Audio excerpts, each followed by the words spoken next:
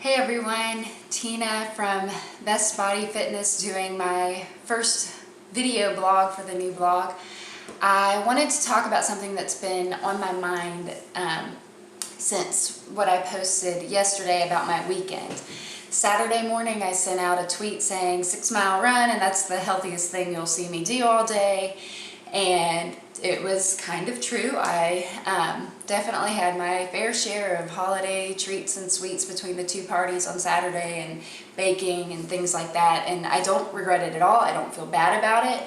But it just got me thinking about stuff with my past with binge eating and my approach to food and how I try to view food now and how it's helped. And I wanted to just talk about that with all of you guys because I know you probably can relate on some level. In the past, I used to view every single Saturday as a cheat day, and in other words, it was a day to binge freely. And even when I wasn't actively binging anymore, with the hidden eating and emotional side of it, I still, when I lost weight after Mackenzie, would have cheat days on Saturdays, and when looking back I realized it kind of was a binge in a sense, because I would try to be 100% perfect during the week and then eat whatever I wanted on Saturdays. And that's okay in a sense to shoot for more balance and healthy eats during the week, because you know on the weekend things will be a little more lax. And I still have that type of approach to eating because the weekends do usually have more parties or social engagements and things like that. But I realized that I wasn't in tune with myself, I guess you could say. I was just eating whatever I could because it was a free day, and after that I knew I wouldn't be able to have it anymore until the next Saturday. And that's when it wasn't healthy. And I realized on Saturday this past week that while I definitely had more treats than normal after the party, I didn't see all the leftovers and think, oh, I have to eat some now because I won't be able to have any tomorrow or later in the week. I have to eat it now and it's off limits after that. I was full. I didn't need any more. I was, satisfied but not stuffed and feeling sick to my stomach.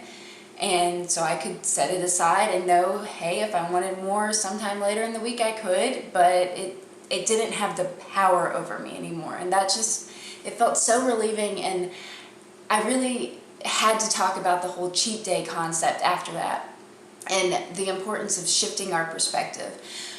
Before, it was always focused 100%, everything had to be perfect, and that led to so many mental games with all or nothing. If I messed up the teeniest bit, it would just blow all up, and I would think, oh, well, what the heck, I can't do anything, I failed, and would give up completely and go to the complete opposite end of the spectrum. And now I just focus on progress, not perfection. That is like my big motto for everything: progress, not perfection. Do my best on any given day, take it meal by meal, and choose what will satisfy me, but will also keep me healthy and strong and make me feel my best. Sometimes that's a cookie or something sweet, but a lot of the time that's, a healthy sandwich or salad for lunch, vegetables, fruit, oatmeal. I love my oatmeal. And I just think it's so important to strive for an overall balance rather than perfection with one cheat day. I mean, do what works for you, but don't view food as off limits unless it's a certain time of day or a certain day of the week. Strive for balance, because balance will give you consistency, and consistency is what gets progress. I started this year at probably about 175 pounds at the end of my pregnancy, and came home and still had over 30 pounds to lose a week after Brayden was born. I've lost it all. I have not felt deprived. I have not felt run down. I have not felt hungry all the time, like I can't eat things. I have had regular treats. But the key is that I was able to be consistent by keeping a balance of about 80% nutrition and 20% hey fun indulgence. And it worked. And it worked because it wasn't all or nothing. I wasn't going from one extreme to the next and back and forth. I was able to be consistent with my habits, and that was because food didn't have the power.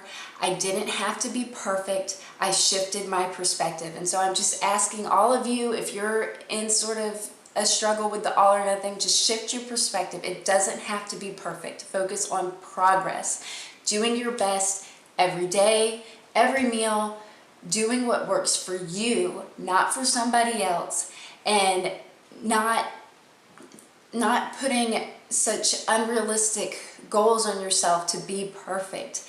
And just have fun with fitness, have fun with your food, find healthy food that you enjoy, and don't get caught up in the whole cheat days and all that type of stuff. It's good to switch things up, and you don't have to be perfect, but you also don't have to set aside a time to let loose and things like that. Just keep balance consistently, and that is what will get you the progress that you want. It's what worked for me, and I believe that mindset works for anyone. It might be a different specifics for each person, but it's still consistency. So try and shift your perspective to what will give you consistency, what will keep you regular with your healthy eating habits and your exercise. Those are the things you should be doing. Put your focus there. And that's just what I had on my heart and wanted to tell you all today and talk about, and I would love to hear your thoughts in the comment section. So thank you for listening, and thank you for not being too harsh on my first vlog. Bye.